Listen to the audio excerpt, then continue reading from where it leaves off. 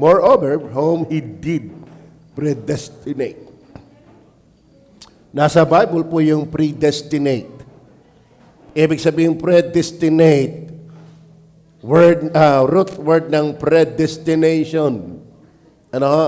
Sa Tagalog po ay itinalaga. Ano ho? Ang ibig sabihin ay bago pa mangyari, bago ka pa napalagay doon, nakatalaga ka na doon. Yun ang ibig sabihin. Naintindihan niyo ho ba yan? Hindi ang Panginoon tipong pumutol ng puno na ang plano ay gawing puste, ang nangyari sa kapuputol, naging toothpick. Ano, yung hindi marunong gumawa. Ay, may mga taong halibas na lang ng halibas. Walang purpose. Walang pinaglalaanan. Ang Diyos po hindi ganon. Ano ho? Kung ang Diyos ay nagtanim, may plano siya, may paglalagyan siya dyan. Ang ibig sabihin po ng predestination, mga batid, hindi aksidenteng napalagay ka dyan. Hindi nagkamali ang Diyos na ikaw ay ipinanganak na Pilipino. Ano? Hindi yung nagkamali ang Diyos na ikaw ay ako, ay pango. Ano? Nakatalaga na yan. Ano? Kung anong kulay mo, kung anong kasarian mo, kung ano ang magiging kasta mo, hindi yan aksidente. Yan ay talagang mangyayari. Kaso lang, pag mangyayari pa, hindi pa nangyayari. Sa Diyos nangyari na yon, sa atin hindi pa. Kaya may proseso sa atin. Pero sa Diyos, lahat ay, andyan na. Okay. Ngayon, ang ating pag-uusapan, mga kapatid, hindi aksidente ang anumang nangyari sa iyo. Nakatalaga yan. Lalo na kung ikaw ay naligtas. Hindi aksidente yan. Minsan ang Panginoon may proseso. Okay, wala kang panahon na makinig ng salita ng Diyos, ang tigas-tigas mo, bibigyan ka ng Diyos ng circumstansyang hindi mo maintindihan, saka ka lalapit ng seryoso sa Diyos. Bakit? Ang Diyos ay nagtalaga. At yung kanyang tinalaga, kanyang tatawagin. God is able to call. Yan ang ating pag-uusapan. Kaya ng Diyos ng kanyang itinalaga ay tawagin. Medyo malalim po yan. Kaya hindi aksidenteng naandito ka. Sa totoo na hindi aksidenteng may dumating na mangangaral sa iyong tahanan. O kung ikaw estudyante, biglang may dumating na tamang mangangaral, totoong mangangaral. Laging darating sa tagpo na ikaw ay tatawagin ng Diyos. Bakit? Nakatalaga ka doon. Are you with me? So, God is able to call. Kahit parang ang tingin mo imposible nang maligtas yung taong yun. Ay ipinanganak na sa lahi ng mga garne. Taong simbahan, taong kumbagay sarado de kandado. Pero kapag nakatalaga ka, tatawagin ka. Amen? So yun ang ating pag-uusapan. God is able to call. Pag sinabi pong call, ang ibig sabihin po ng call, diyan yung called. Kinuha po yan sa salitang Griego na kaleo. Kaleo. Matanda na pala si Leo. Kaleo na. Kaleo. Okay. Ang ibig sabihin po niyan ay tawagin. Siya po ay tinatawagan na may authority. Yan po ang idea ng kaleo. Hindi ang Diyos parang nakikiusap. Pag ikaw talaga itinalaga maligtas, ang Diyos hindi makikisuyo sa iyo. Tatawagin ka ng may authority. Hoy, parinig ka. Hindi ang Diyos, sana pumunta ka dito. Tatandaan ninyo, ang Diyos pag nagtalaga, Ang Diyos pag tumawag, hindi siya may mintis. Hindi siya sasablay. Ang Diyos sa kanyang pagtawag, hindi nagsasapalaran. Kung ang Diyos ay nangangawil, hindi kung may mahuli o wala. Ang Diyos kung mamamasada ng jeep, hindi kung may sasakay o wala. Pipihuhin niyang may sasakay. Pipihuhin niyang may dadawi. Ang Diyos ay wala sa bokabularyo yung baka sakali. Bakit? Nakatalaga ka nga dyan, ba't ang Diyos magbabaka sakali? Before the foundation of the world, meron na siyang hinirang, meron na siyang itinalaga. Kaya ang Diyos pag nangaral, may mananampalataya. Are you with me? So when we say call, God is able to call. That is the summon, to name, to invite with authority, to call into a new state of a relationship. Ikaw pag tinawag ng Diyos, tinatawag ka niya ng buong kapangyarihan na ilalagay ka sa isang bagong kalagayan o bagong kaugnayan. Isang bagong kalagayan at kaugnayan. Nagkakaintindihan mo ba tayo? Okay. Pag sinabing tinawag, ikaw ay tinawag with authority, tinatawag para sa isang bagong kalagayan at kaugnayan para italaga o ilagay. At ito ang pinag-uusapan dito ay kaligtasan. Okay, una natin pansinin. Nakuha natin yung kahulugan. The call, pagtawag sa Tagalog, ito ay pagtawag na hindi parang ikaw ay tumugon o hindi. Ito ay may authority at ikaw ay ilalagay sa isang bagong kalagayan, bagong ugnayan at ito ay sa Diyos. Ngayon, ang pagtawag na ito ay hindi ikaw ang tumawag. Ito'y ang Diyos ang nagsimula. Lahat ng kaligtasan na simula sa tao, fake yan. At walang pupuntahan yan. Bakit? Ang kaligtasan ay pinag-usapan na wala pa ang ililigtas. Settled na, ayos na, gawa na. Ang kaligtasan, kumbaga doon sa blueprint, sino nakakaintindi ng blueprint? Hindi ho yun red. Blueprint. No? Meron tayo ditong Porman. Si Brother Sergio. Pag sila ay may kontrata, may nagpagawa sa kanila, hindi sila ura-uradang gagawa na lang. May drawing yun. Diga? May pakikita, ito ang detalye. Ito ang design, ito yung blueprint. Hindi kang paman naggagawa, pero alam mo na ang gagawin. Bakit? Dahil lang blueprint. Intindihan niyo pa yung tinatawag na perspective. Tama ba, Brother Sergio? Ano punto ko dito? Kaya ka tatawagin. Kasama ka sa blueprint. At ang gumawa nito, hindi ikaw. Hindi ang relihiyon. Hindi ang mga magulang natin. Hindi ultimo ang government. Hindi ang Pope. Hindi ang cinema leader. Bakit? Ang blueprint, Diyos ang nagpasya. Diyos ang nagpanukala.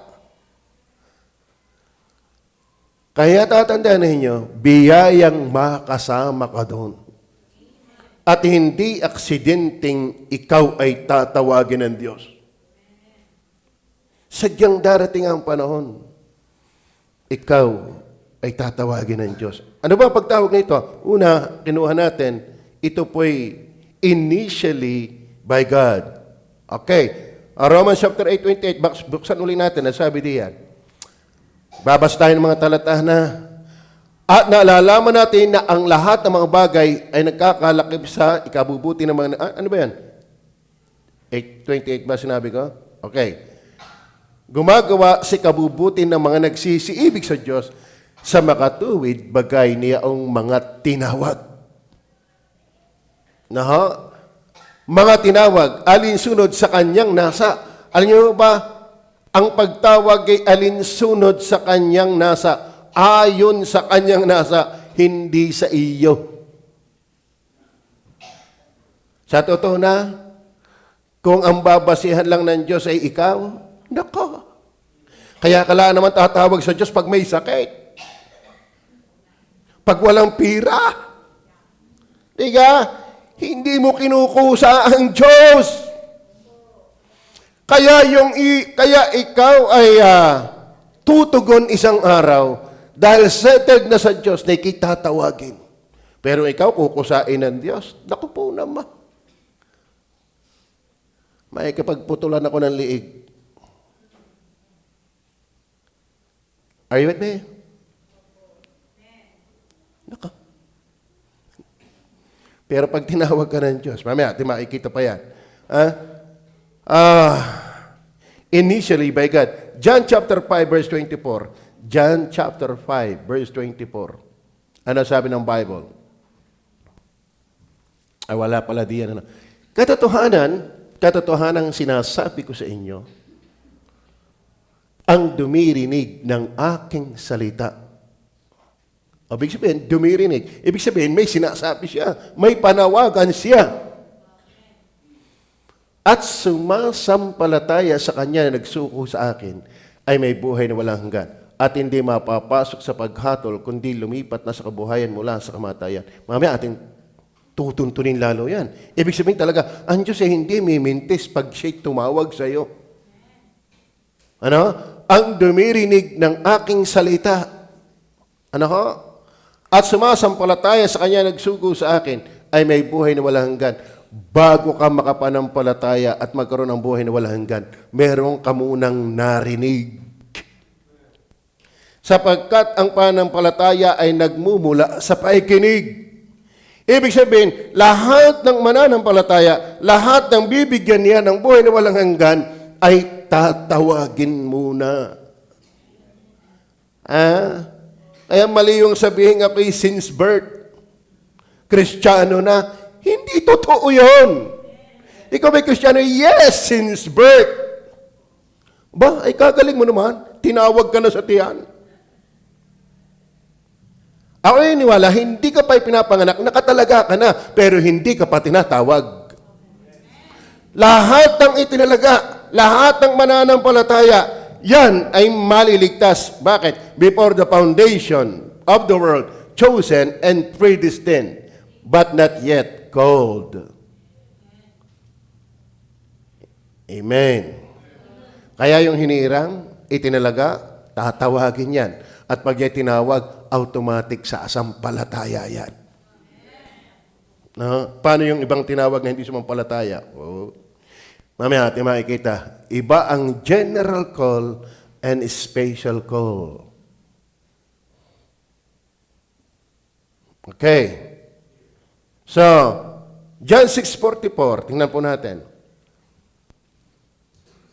Andiyan pa ba kayo?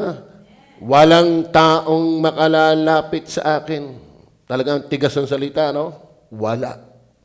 Maliban ng ang Ama nagsuko sa akin, ang sa Kanya'y magdala sa akin, at sa akin ibabangon sa huling araw. Kaya mga kapatid, hindi kusa mo ang nangyari. Tinawag ka. Bakit? Walang lalapit sa akin. Nako, hinihila na ngay ayaw pa.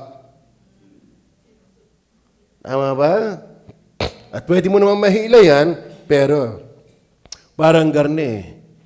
Iba yung niligawan ng babae kaysa pinuwersa. Tama?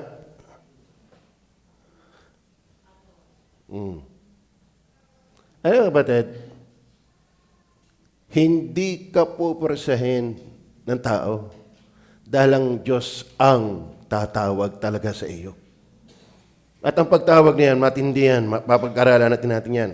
Una, binubuksan lang natin. 2 Timothy 1:9. 2 Timothy 1:9. Okay. Yamang nalalaman ito na ang kautusan ay hindi ginawa. What? Ano ba yan? 2 Timothy 1:9. 1 Timothy yan. Nililito nyo naman ako eh. Okay, ano sabi? Na siyang sa atin ay nagligtas. At sa atin ay tumawag ng isang banal na pagtawag. Hindi ayon sa ating mga gawa, kundi ayon sa kanyang sariling akala at biyaya. Yung palang matawag, hindi mo akala, hindi mo layon. At ang pagtawag na ito ay biyaya. Salamat na tawag ka. Bakit? Kung walang pagtawag ang Diyos, walang kaligtasan. Amen? So una, initially by God. Hindi ko na papatulan ng bulayan yan. Ako'y ulot dyan sa gayan eh. Kaso lang, inuubos ang oras ko. Pandalawa, itong God is able to call, therefore, ang Diyos ang able to call initially by God. Then number 2, it is inward and powerful call. Inward and powerful call. Maraming taong nakakapakinig ng pangangaral outwardly. Di ka? Katulad nyo, pakinig nyo ba ako? Pero iba ang makinig ang inward. Doon kasi ang Diyos kumikilos. Maging sa panahon, sabi ng ibang mangangaral, yung tumutulig sa ganyang turo. Alam niyo, yung pangangaral, galingan lang. Lahat ng tao makakapanampalataya, galingan lang ang pangangaral, itudo mo. Ang galing. Kaya ba naniwala, wala na huhusay sa pagiging mangangaral ni Kristo? Wala nang babangon na pinakamagaling pa sa Panginoong Hesus pagdating sa pangangaral. Wala. Bakit? Si Kristo pag nangaral, sinasamahan niya ng himala. Di ba? Siya lang yung mangangaral na bumubuhay ng patay. Para lang ang tao ay makuha ang atensyon. Yung pilay na palalakad, yung bulag na binibigyan ng paningin, yung kitungin na papakinis, yung pingkaw na itutuwid. Pero, lahat ba nanampalataya? Sila pa nga yung sumigaw, ipako siya sa krus! Kalimitan ng mga pinagaling niya doon, sila ay kasama nung siya'y ipinapako sa krus sa harapan ni Poncio Pilato. Why? Kahit sa galing-galing na mangaral, hindi pa rin naliligtas ng tao. Bakit? Ang pagtawag ay hindi dito lang sa tainga. Maraming nakakapakinig na pangara sa tainga, pero barado ang puso. Alam nyo, para matanggap ang napapakinggan ng tainga, ang Diyos, binubuhay mo niya ang pusong patay, manhid, bato sa Diyos. Kaya nga, bibigyan ko kayo ng pusong laman bago niyo matanggap ang mensahe ng Diyos. Ay ba, pag sinasabing calling of God is not only initially by God, but also inward and powerful call. Okay, atin pong tingnan yan. Dito na lang sa John 6:37. John 6:37. Ang lahat ng ibinibigay sa akin ng Ama. Ang lahat. Kaya wag ho kayo wag ho kayo magko-conclude, nakabasa lang kayo ng lahat, ay lahat na nga as in. Depende yan sa context. Gusto ka ng Diyos ng lahat ay maligtas at di mapahamak. Ay bet dito yung lahat din. Ang lahat ng ibinibigay sa akin ng Ama ay magsisilapit. Nga, kung gusto ng Diyos lahat maligtas, dapat ligtas lahat. Tatandaan niyo ha, ang Diyos po'y walang pagmintis. Walang sablay ang Diyos. Hindi magkakamali ang Diyos. At ang Diyos po'y hindi impotent. Siya'y omnipotent. Amen? Sabi nga sa inyo, siya hindi tipong mangingisda na walang mahuhuli. Hindi siya tipong biyabiyahe na walang sasakay. Siya kapag may tumawag, kapag siya'y tumawag, lalapit yan. Ngayon ba't hindi lahat? Kaya sabi karni, ang lahat ng ibinibigay sa akin ng Ama ay magsisilapit sa akin. Tekno niya, magsisilapit sa akin. Hindi pa ata-ata. Are you with me? Very powerful yan. Inward and powerful call. Ang sabi, magsisilapit sa akin. Hindi sinabing, saka na lang. Lalapit talaga yan. God is able to call powerfully. Baka kaya kayo naandito, mga bisita namin. Amen? At kayo pabalik-balik. No? Marami kasing relihiyon dahil nagsasayawan lang. No? Nagbibigay ng sangkabang bigas. May bingo, may parapol. Kaya nadami. Pero wag mong pipihuhin na dapat pumunta kay Kristo. Ang mabisang lalapit kay Kristo ay tinawag ni Kristo. Tinawag ng Ama. Ang lahat ng ibinibigay sa akin ng Ama ay magsisilapit sa akin. At ang lumalapit sa akin sa anumang paraan ay hindi ko itataboy. Okay. Lalapit yan. Hindi maaari hindi. Kasi inward and powerful call. Tinitingnan ko lang mga talata. Mamaya ako bibigyan ng talata. Pwede niyang iba. Verse 44 and 65. Ano sabi diyan? Walang taong makalalapit sa akin. Ang bigat ng salita, wala. Maliban. Ibig sabihin, may exemption. Wala sana. Pero, salamat na lang. Ang amang nagsugo sa akin, ang sa kanya'y magdala sa akin, at siya'y aking ibabangon sa huling araw. Naintindihan niyo ba yun? Wala taong makalalapit sa akin maliban ng ang amang nagsugo sa akin, ang sa kanya'y magdala sa akin. Wala eh. Wala. Kaso lang, meron siyang tatawagin. At hindi maaring hindi lalapit. Amen? Tayo ay mangaral lang dahil may tinatawag talaga ang Panginoon. Okay, verse 65. Verse 65. At sinabi niya, dahil ito'y sinabi ko sa inyo, ang bigat ganito, no? Walang taong makalalapit sa akin maliban ang ipagkaloob sa kanya ng Ama. Outwardly speaking, wala.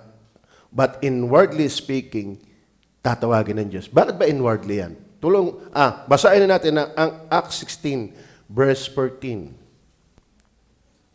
At isang babaeng nagngangalang Lydia,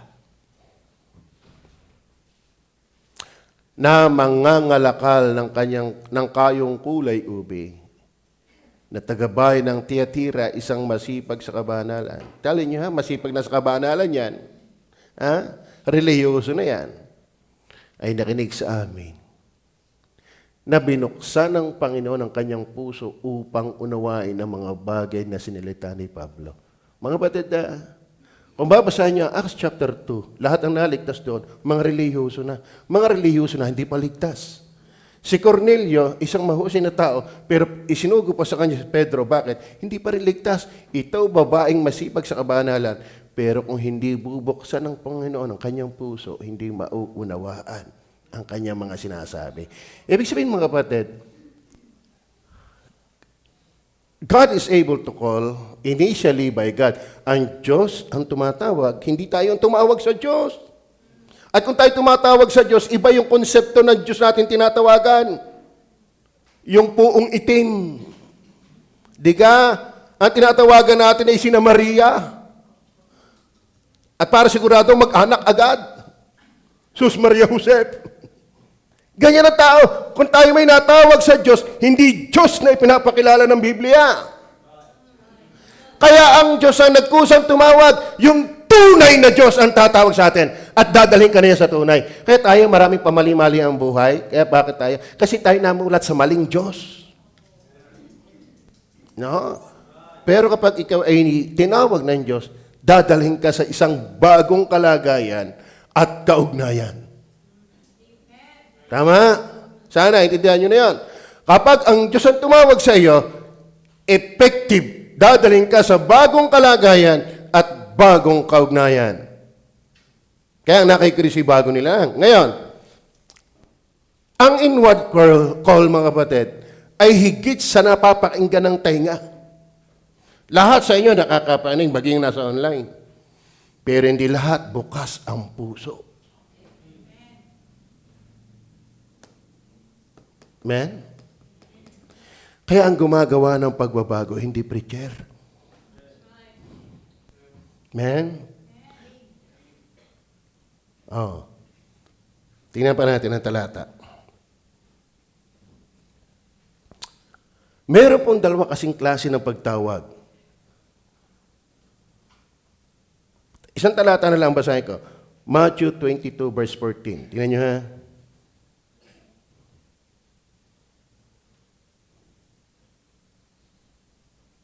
Five minutes. Okay, kasi nagigitlas siya kasi hindi ko yan inilagay doon. Ito, marami ang mga tinawag. Maraming nakikinig. Datapat ka konti ang mga hinirang.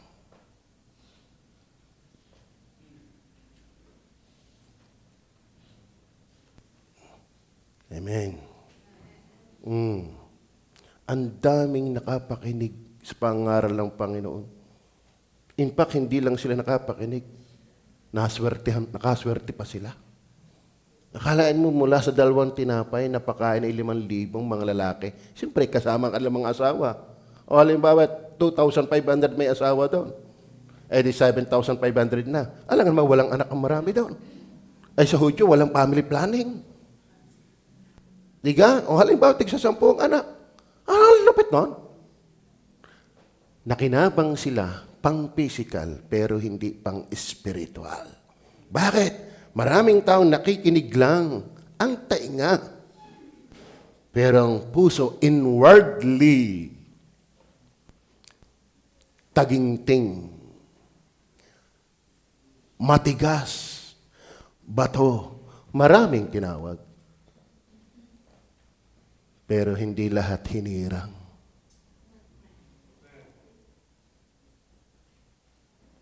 Lahat ng tinawag na nag-ugat sa pagiging hinirang before the foundation of the world at itinalaga ay lalapit sa anak. Are you with me? Naintindihan niyo ba yan? Hindi may mintis yun. Si bata, kita ko, naglaro sa pool, kabado na. Kagaling, friend bata, the magician. Panalo na sana, kinabahan, tutok na sala. Yung pinakamahusay magbilyar, champion, nasablay. Ang Diyos hindi nasablay. Pag ikaw ay hinirang, itinalaga, hindi maaaring hindi ka tutugon. Amen? Kaya walang may pagmamalaki tayo. Salamat na biyayaan tayo. Pastor, paano ko malalaman? Una, nanampalataya ka. Nagsisi ka. Okay, nandiyan pa ba kayo? Okay, ganito ha, ating linangin pa. Pag sinabi pong initially by God, may dalawang pagtawag. Ano ho? Nasaan ba ako? Then, inward calling. Meron general call. And then, meron tinatawag na effectual call. Ito na yung ating sinasabi. Kapag ikaw ay tinawag. Tingnan niyo po ang Romans chapter 4, verse 17. Romans chapter 4, verse 17.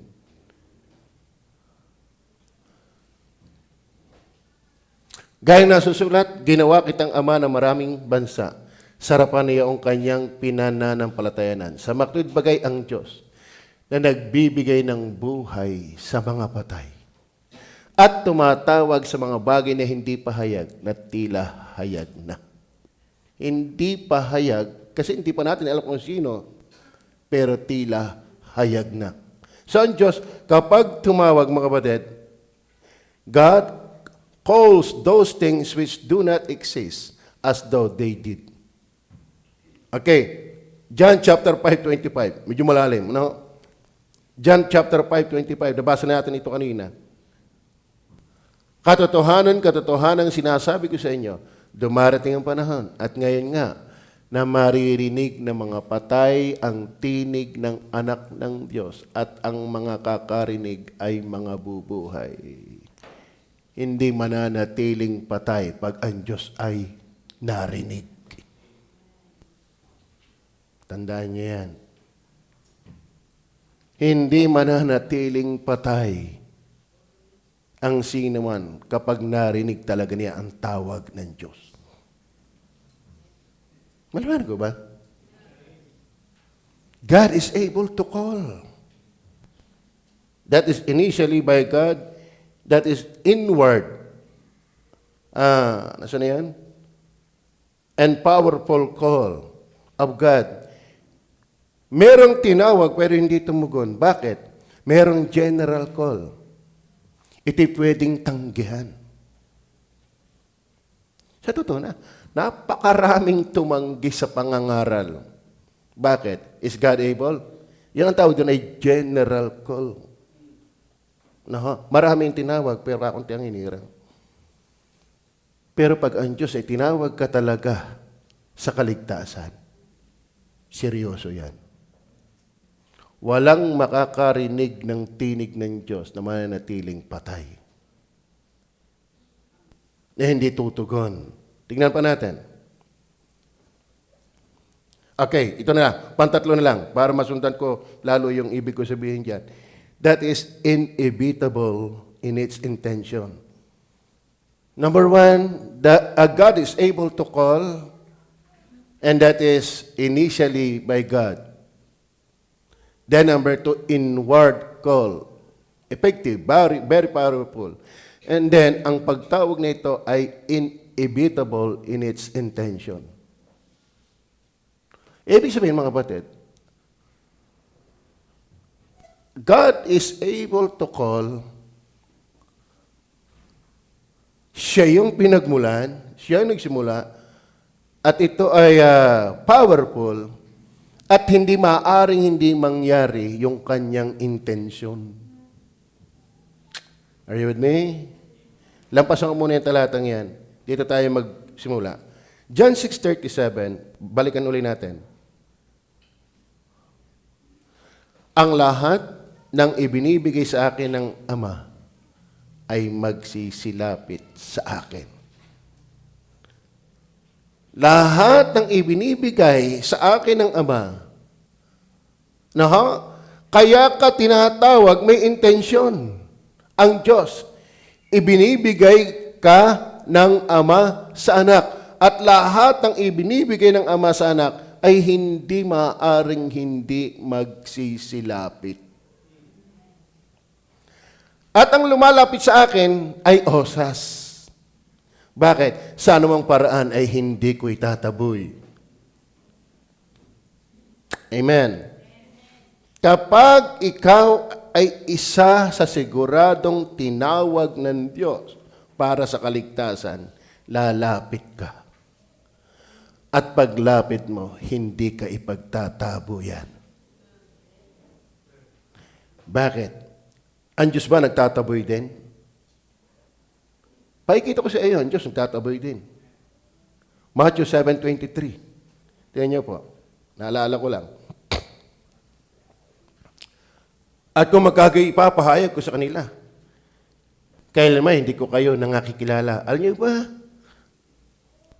Ang Diyos, stop ha. Ang Diyos ay tumatawag no, kanina, para dalhin ka sa isang bagong kalagayan at ugnayan. Ibig sabihin, alam na ng Diyos kung sino kanyang tatawagin, nakatalaga na. Kaya ang pangangausap na yan, at kung magkagaypahay ko sa kanila, kailanman ko kayo hindi nakikilala. Bakit? May lumalapit na hindi naman kanya. At alam niyo ba, kalimitan ng lumalapit na hindi naman kanya, hindi naman totoong paglapit yon. Ang sabi ng Panginoong Diyos, kaya ka naman interesado sa akin, nakakain ka ng tinapay. Hindi lahat ng nalapit sa Panginoon ay totoong nakalapit sa Diyos. Bakit? Marami dyan nakikiusyuso lang. Sa totoo na, tayo ay magpapatumpik-tumpik pa din eh. Kaya ikay makalapit ng totoo, biyaya yun. Maraming lumalapit sa Panginoon. Akala mo, multitude, great multitude, yan ang usapan dyan. Walang templo, walang building. Minsan sa bundok, minsan sa tabi ng dagat. Out of great multitude, nakikinig sa Kanya. Pero lahat ba naligtas yun? Hindi. Saan sila i-divide ng Panginoon? Sa 4 na klaseng tagapakinig. Out of those great multitude, Christ divided them only for kinds of listeners. Una, yung mga naikinig, kabilis makalimot, ay naikinig katulad lang na napatanim na binhi sa tabi ng daan at tinutukan ng ibon. Are you with me? Out of that great multitude, Christ addresses them only 4 kinds of listeners. Isang nakikinig na walang naiintindihan. Sana hindi ka kasama doon. Pandalwa, nakikinig pero sa batuhan. Napapayaman, nagagalak pero matigas pa rin sa kanyang puso. Bato eh. Wala hong nabubuhay na binhi sa bato. Hindi papasok ang ugat doon. Ang isa namang nakikinig, nabuhay, umugat, lumubog din, pero hindi lumaki. Bakit? Sa dawagan na patanim. Maraming taong naikinig. Naiintindihan naman. Nai-entertain naman. Pero hindi efficacious. Bakit? Talo ng pagsusumakit ng bagay ng sanlibutan. Basahin niyo talata. Ngunit sila'y iniinis. Bakit? Sa pagsusumikap, sa pagkukumahog, sa mga bagay ng mundo. Kaya ang binhi hindi sumusuloy. Ang ligtas doon, yung natanim sa mabuting lupa na nagbubunga ng tigta 30, 60, 100. Ang tunay na ligtas, nabaon ang binhi at ang lupa ay mabuti na nagbubunga. Alam mo, ang gumagawa na ikaw ay mabuti, Diyos. At hindi wala lang ang salita ng Diyos sa iyong buhay. Kaya ang Diyos, sabi siya ng Panginoon, magsilayo kayo sa akin. Ang sabi ng diyan natin binasa, ang sino may binigay sa akin ng Ama, ilalapit sa akin, at sa anumang paraay hindi ko itataboy. Meron siya hindi itataboy, pero meron din siyang itataboy. Tatandaan niyo yan. Yan po ang evangelism. Kadaming profession ngayon. 5 dani ka ang nag-profess. Ay sino totoo doon? Magaling kong makaisa. Kaya ang daming nababautismohan. Are you really saved? Amen. Kaya kung tiyak mo ligtas ka, praise the Lord. Abay, magsaya ka. Kaya nga sabi ni Brother Angel, ang first fruits, may inaalaala tayo dyan. Akala mong ikinaawaan ka. Akala mong gumawa ang Diyos sa'yo. Nakakalungkot. Ano mga batid? Dapat ang lupa, palamuti lang ang tanaw natin dyan. Hindi yan ang ating buhay. Akala mo tayo palangit? Yun dapat ang ating expectation. Yun dapat ang buhay natin. Yun dapat ang nagpapasigla ng ating buhay. Hindi ito. Bakit? Sa lupa, hindi mo naman kayang abutin lahat. Magaling yung Solomon, naabot na eh. Sabi ni, timawa pa rin eh, naabot na. Kaya nga nagpapasaya sa ating Diyos at ang kanyang mga pangako. Dito sa lupa, yun yan lang. Gamit lang yan. Para sa kaluwalhatian ng Panginoon. Huwag mong papanginoonin yan. Ha? Amen? Huwag mong pag-uubusan ng buhay yan. Kung ikaw man ay gumagamit niyan, i-convert mo yan sa walang hanggan. Amen? All that the Father gives me will come to me. Acts 13:48, ang intention ng kanyang pagtawag. Tingnan niyo. At nang marinig ito ng mga hintil, ay nangagalak sila. At niluwalhati ang salita ng Diyos. At nagsisampalataya ang lahat ng mga itinalaga sa buhay na walang hanggan. God is able to call, initially by God, inward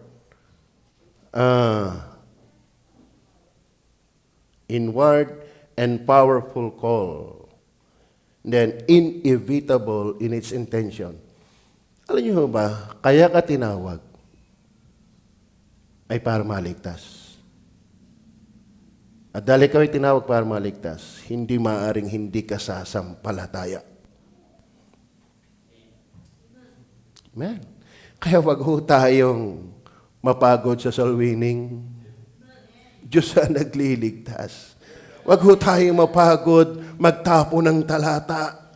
Wag ho tayong mapagod mag-outreach. Wag tayong mapagod ng home Bible studies, ng soul winning work. Bakit? Salamat nga at binigyan tayo ng privilege na maging manggagawa, maging kabahagi ng pag-aani. Tayo ay nag-aani sa hindi naman natin itinanim, sabi ng Bible. Amen? Alam mo, hindi sasablay, hindi mimintis, hindi mabibigo. Kapag ang Diyos na nagtalaga, tatawagin ka. At pag tinawag ka, sasampalataya ka. Amen? Maraming taong hindi natin akalain. Ng tao pa lang ito yung maliligtas. Minsan yung iniisip natin na parang imposible, talagang makikita mong biyaya talaga ng Diyos lang ang lahat. Yun naman iniisip natin, naku, Arion, ay napakabait. Ano? Mabait nga, ang ganit naman. Alam mo, kapag wala ang kapangyarihan ng Diyos, bumait ka na. Masama ba maging mabait? Hindi. Pero sa totoo na, mabait ka lang pantao ay sa Diyos. Ang sukatan ng tunay na bait ay Diyos. Ang galing mo nga sa tao ay paano sa Diyos? Amen. In fact, ang kautusan nahati sa dalawa, vertical and horizontal. Pang Diyos at pang tao. May pang tao ka lang. Kasi hindi mo kaya ang pang Diyos. At sa totoo na, yung pang tao mo, hindi pa rin yan wagas hanggat wala ang Diyos. Maraming agenda ang tao sa pagtulong. Naniniwala ba kayo dyan? Kapag wala ka sa Diyos, marami kang agendas. Isang araw, tutulungan mo rin ako, ha? Tinulungan kita. Isang araw, iboboto mo ako, ha? Ang dami kong binigay na hindi. May mga agenda ang tao. Naintindihan niyo ba yan? Hindi pa rin wagas. Napakabihira ng voluntaryo. Uso na lang yan sa tunay na Kristiyano. Magwo-worker, wala namang malaking support. Diga? Ang nakikita dito ay Diyos. Hindi pera. Hindi perahan ang ministry. Yan ay calling of God. We cannot resist when God called us. Not only in salvation, maging sa ministry. Anong pera din eh? Sa totoo na, kung kayo magpapastor, di kayo tinawag, di kayo tatagal. Sa dami ng problema. Sa dami ng ugaling iintindihin. May isang matining, may isa namang garalgal, may isang magaling tumuno, may isa naman tunuhin. Sulong! Pag hindi sa kapangyarihan ng Diyos ay awan. Yung ay maging simpleng tatay lang na may 7 anak, ay kahirap. Minsan nga, isa pa eh. Di ka makmak, hirap na tayo eh. Nilalo ko 1 tribo ang anak mo. Yan, indihan nyo ba yan? Kaya relax lang. Just preach the gospel. Just preach. Diyos ang tumatawag. Amen? At minsan, di natin alam, yung palang inyong binigay na polyeto, itinapon lang. Pero may lumimot. Dumalaw sa bilangguan. Ibinigay. Aba, yung hindi mo intention, yun ang naligtas. Bakit? It is God's intention, not your intention. Bay, nung ako'y pumunta dito sa Taysan, ang intention saan ng inaipising ay yung taga doon sa pinagbayanan. Ang pangalan na yun, sina Eden. Aba, hindi pala. Mga ninong ko niya, talagang. Si Teddy. Tapos yung ano, yun ang intention. Pero kung alin yung intention ng inaipising, hindi naman naharap. Ang mga ninong ko niya, hindi ko naman intention. Sila ang humaharap. Edi yun sila pala eh, ang intention ng Diyos. Bagay, buhay pa naman yun eh. Hindi natin alam. Pero ang Diyos, inimitable in its intention. Tama ba? John 10:27. Okay, hanggang ano ako, may oras pa ako. Then 10:27. Dinirinig ng aking mga tupa ang aking tinig. Tatawagin ng Diyos ang kanyang tupa. Tama? Are you one of His sheep? At sila'y aking nakikilala. Kailan ka pa niya kilala? Before the foundation of the world. Nakasulat ng iyong pangalan. At sila'y nagsisisunod sa akin. Ano ba ang kaligtasan? Madadala ka sa pagsunod? Kayo ba'y naniniwala ang tunay na tinawag ng Diyos sa kaligtasan, madadala ka sa pagsunod? Pero kung ikay nadadala sa pagsunod, ay awan.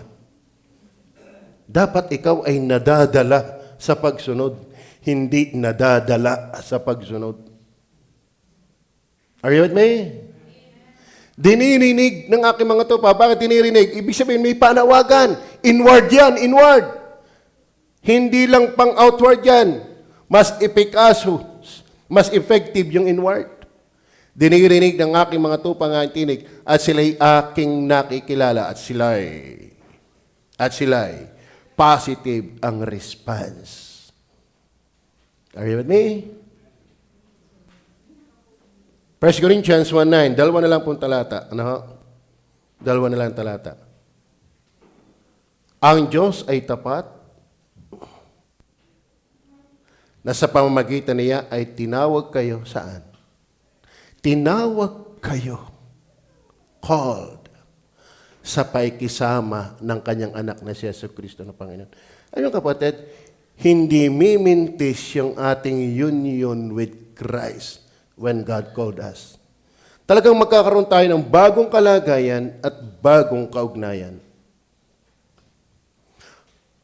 Ang pasya noon kay Kristo ay natupad ngayon kay Kristo. Ini-issue yung in Him. Kung bakit tayo in Him now, because we are in Him already before the foundation of the world. Amen. So, salamat.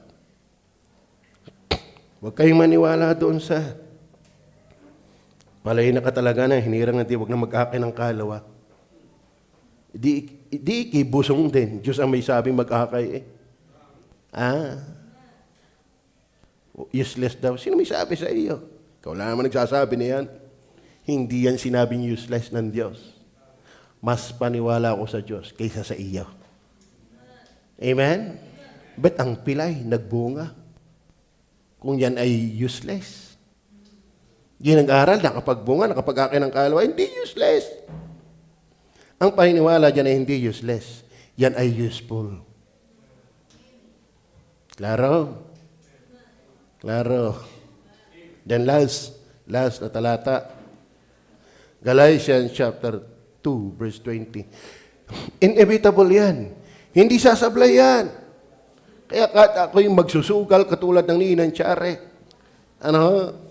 kahit ako ay kung ano-ano ng kalikamor na nasagap, kinabuhayan sa mundong are, pero mabisang tumawag ang Diyos.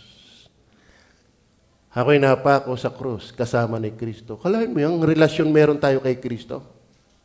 At hindi na ako nabubuhay, kundi si Kristo nabubuhay sa akin. At ang buhay na ikinabubuhay ko ngayon sa laman ay kinabubuhay ko sa pananampalataya. Ang pananampalataya na ito sa anak ng Diyos na sa akin ay umibig at ibinigay ang kanyang sarili dahil sa akin. Alam niyo po, yung inevitable intention, darating yung Christ lives in me. Christ lives in me. Amen? Dati wala kang Kristo. Ngayon, may Kristo nang nabubuhay sa iyo. Kaya nga gusto mo na magpabautismo eh. Nga, lapit dito ang inay eh. Ako kailan ipabaptize? Kayo ba'y nakaatin ng baptism, te? Ngayon? Anong pangalan nila? Uli? Priscilla. Ate Priscilla, nakaatin ba kayo ng baptism? Oh, praise the Lord. Marami yung sasalang na yan. Purihin ang Diyos. Ano? Ang tunay, lalapit. Ang tunay, susunod. Yun ang ating comfort. Ano? Okay, so yun na muna. At pag ako'y umulot, ay talagang ang dami pa napasok. Ang sarap kasi yung pag-aralan nito. Ang sarap bulayan nito. Tayo manalangin. Panginoon Diyos, sa langit, salamat po.